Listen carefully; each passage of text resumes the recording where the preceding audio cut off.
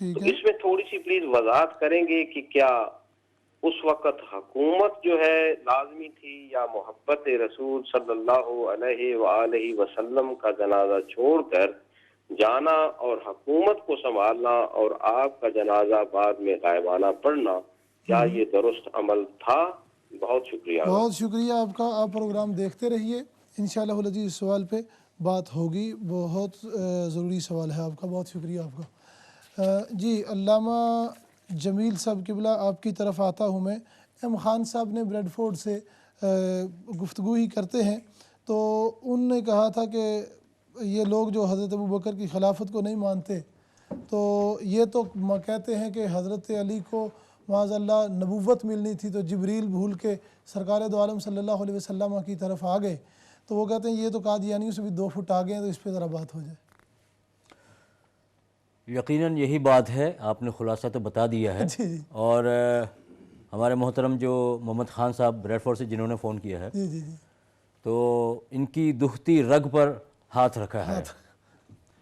اور یہ جو فون آیا تھا سورہ مائدہ کی آیت کے حوالے سے، ہاں جی سورہ مائدہ یا سورہ انعام ہے 7ویں سپارے میں، وَتِلْكَ حُجَّتُنَا آتَيْنَاهَا إِبْرَاهِيمَ، وہ غالباً کہنا یہ چاہتے تھے جی جی کہ جو اہل ہدایت ہیں، کیونکہ قرآن کی ابتدا میں یہی فرمایا گیا ہے نا، وَكُلًّا هَدَيْنَا جی جی وَنُوحًا هَدَيْنَا مِن قَبْلُ وَمِن ذُرِّيَّتِهِ. جی جی تو یعنی اب یہ جو نبی ہیں، ان نبی کے آبا اور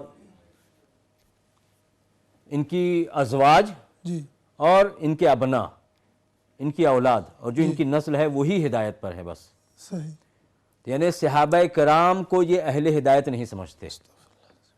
غالباً ان کا بنیادی سوال یہی تھا. جی ہمارے علماء نے جس قدر بھی تصریحات فرمائی ہیں، اور اگر وہ ان کی مراد تھی جو حضرت علامہ نے بیان فرمائی، پیر صاحب قبلہ نے، ہے نا، جی جی کہ پھر حضرت علی کو، یعنی حضرت اللہ کے رسول صلی اللہ علیہ وسلم کے خاندان میں پھر ان کو نبوت ملنی چاہیے تھی، وہ یہ کہنا چاہتے ہیں، تو یہ تو سراسر کفر ہے، جی ہے نا، جی جی سراسر کفر ہے. اور میں ایک چیز عرض کرنا چاہتا ہوں کہ آپ ایک اصول بنائیں. جی اگر اسی اصول پر بحث کرنی ہے تو پھر قرآن پاک کے ہم 20 مقامات نکالیں گے جی جو اسی اصول پر آپ کے خلاف پڑھیں گے. اور بات اگر آپ کو میری سمجھ میں نہیں آتی تو پیر صاحب قبلہ نے جو وہ مومن والی بات کی تھی، کیا بات ہے.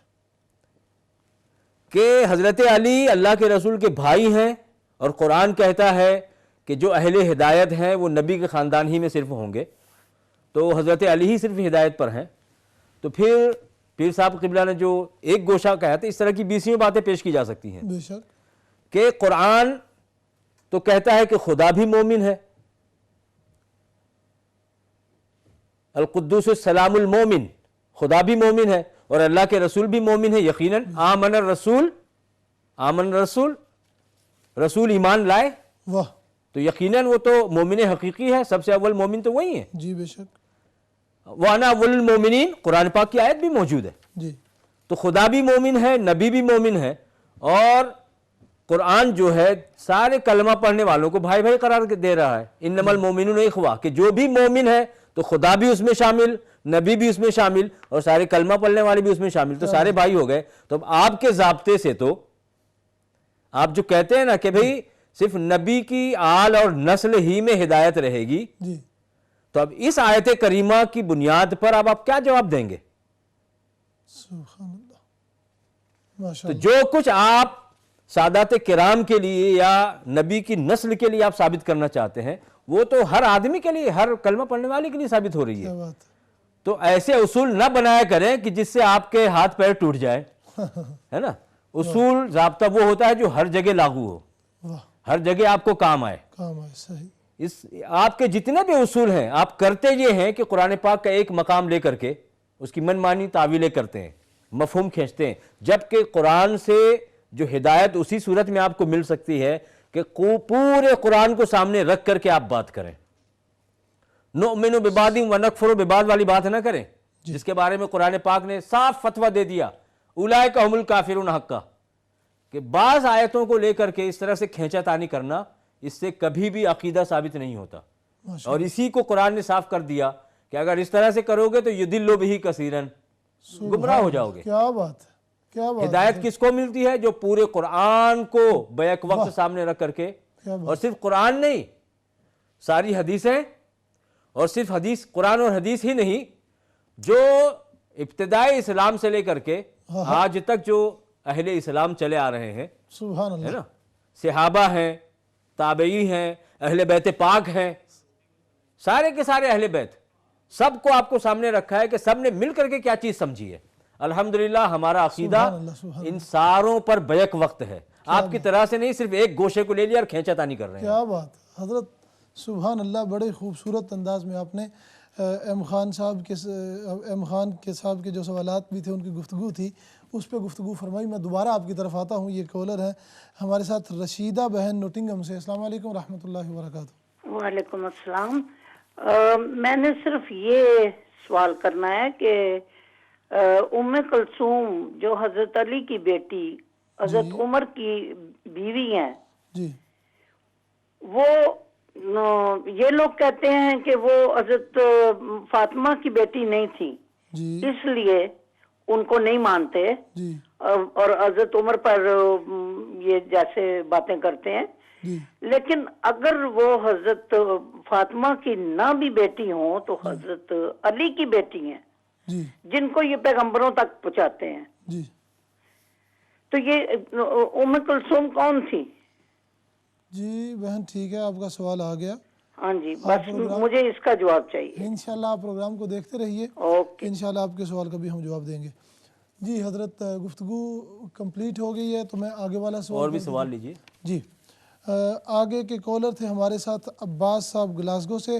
وہ سوال تو ان کا کوئی نہیں تھا خاص، وہ کہتے ہیں کہ سیریا میں جو صحابہ کی قبروں کو اکھاڑا جا رہا ہے، اس کے اوپر کوئی بات ہو جائے تھوڑی بہت۔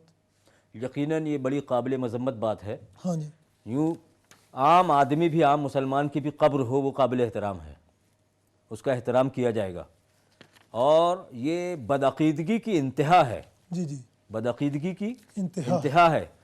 اور سب سے بڑھ کر کے ہمارے دین کے اندر تو یہ ہے کہ الدین کلہ ادب، دین پورا کا پورا ادب اور احترام کا نام ہے۔ جی اور یہ جو مذہب تشیع ہے نا، جی جی اس کے اندر تو ان کی بنیاد ہی یہی ہے، ترک ناموس۔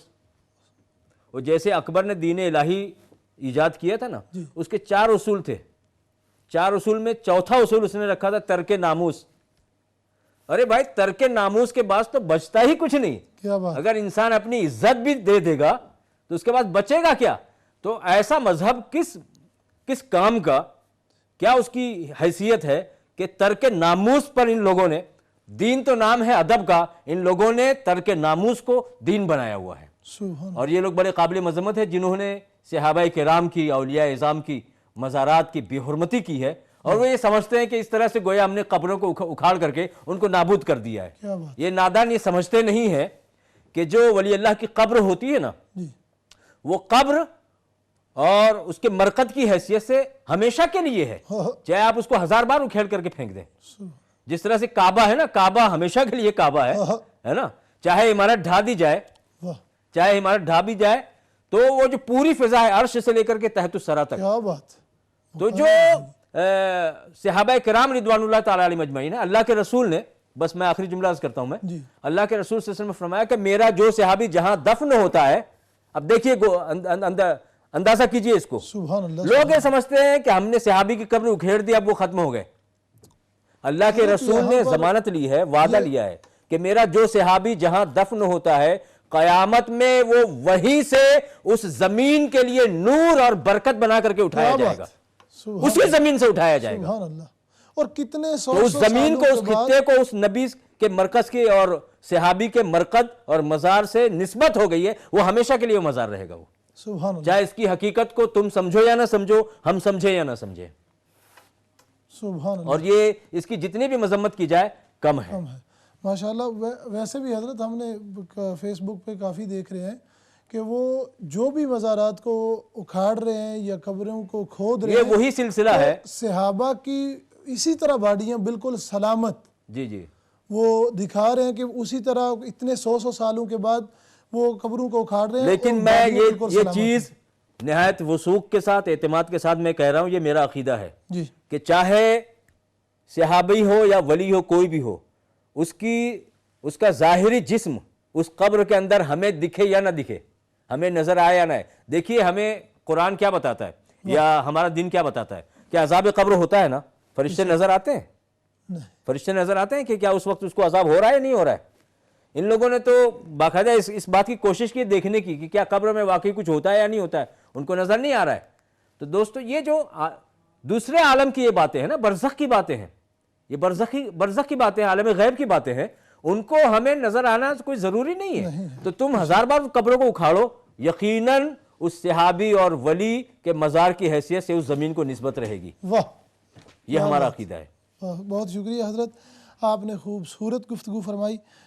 جو عباس صاحب نے گلاسگو سے بات کی تھی سیریا میں, جو کہ یہ ظلم ڈھا رہے ہیں. جو کہنا چاہتا تھا وہ رہ گیا کہ یہ جو جتنے بھی مذاہب ہیں نا بدعقیدہ ہیں, ان کی بنیاد گستاخیوں پر ہے, اور یہ قبروں کو ڈھانے کا اسی گستاخیوں کا سلسلہ ہے. کبھی وہ تشیع کے نام پر ہے کہ صحابہ کی ناموس سے کھیلو, اور کبھی اس طرح سے قبریں اکھاڑ کر کے. ہمارے لیے یہ سب برابر ہی ہیں. واہ کیا بات, بہت شکریہ حضرت. ہمارے ساتھ کالر ہیں عثمان صاحب لنڈن سے. السلام علیکم ورحمۃ اللہ وبرکاتہ. وعلیکم السلام جی, سب علماء اہل سنت کو بھی بہت سلام. جی وعلیکم السلام عثمان صاحب. میں جی 2 دن سے کال ملانے کی کوشش کر رہا ہوں, اور آج میری قسمت ہے کہ ماشاء اللہ کال مل گئی.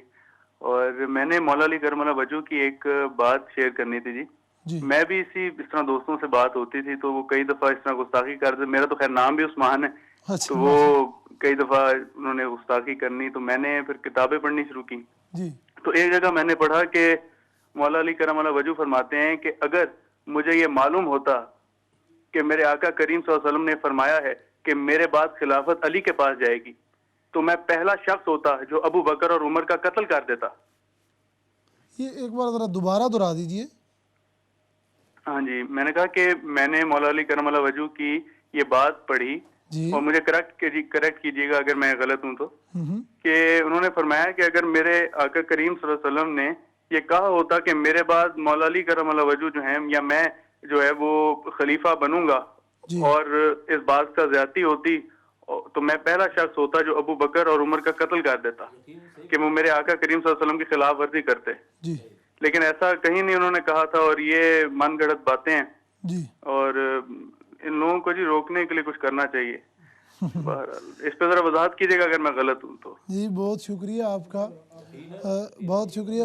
آپ نے کہا کہ میں ممبر کی پہلی سیڑھی پر نہ چڑھنے دیتا اگر یہ بات ہوتی تو, اگر ہاں یہ ان کی تو یہاں پہ ہی جواب دے دیں شورٹ ورڈ میں. یہی بات انہوں نے سچ کی, یہ ٹھیک ہے بات. جی آپ کی بات کی تصدیق ہمارے علماء نے فرما دی ہے عثمان صاحب, یہ بات بالکل ٹھیک ہے جو آپ نے پڑھی ہے. بہت شکریہ آپ کا. بھی یہ بات بتاتا ہے حضرت علی کرم اللہ وجہ کریم کا. اور عقیدے کی جب آپ بات کریں نا, عقیدے کی اگر آپ بات کریں تو صرف حضرت علی ہی نہیں,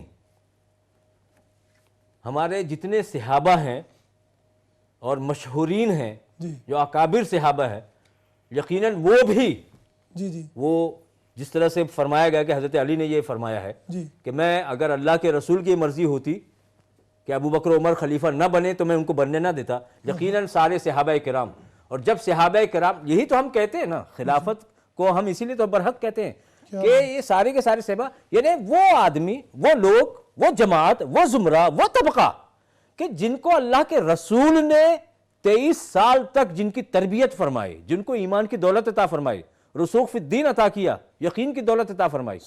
کیا تم ان کو اتنا گیا گزرا سمجھتے ہو کہ اللہ کے رسول کے پردہ فرمانے کے بعد اور نبی کی زبان سے یہ سننے کے بعد, نبی کے منشا کو جاننے کے بعد کہ خلافت حضرت علی کو ملے گی, بلا فصل وہ ہوں گے, ہے نا, تو صحابہ کرام نے اس کو تسلیم کر لیا, مان لیا. یہ تو سارے صحابہ کرام کی عزت, آبرو, ان کے ایمان اور عقیدے کی تردید اور نفی ہے.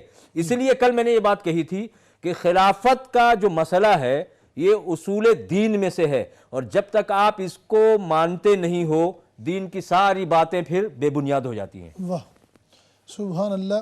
بہت شکریہ حضرت علامہ جمیل احمد رضوی صاحب آپ کا, بہت خوبصورت آپ نے الحمدللہ سوالات کے جواب ارشاد فرمائے. ناظرین ہم چھوٹی سی بریک کی طرف جا رہے ہیں, بریک کے بعد آپ پروگرام کو دیکھتے رہیے, انشاءاللہ العزیز دوبارہ آپ سے ملاقات ہوتی ہے. السلام علیکم ورحمۃ اللہ وبرکاتہ.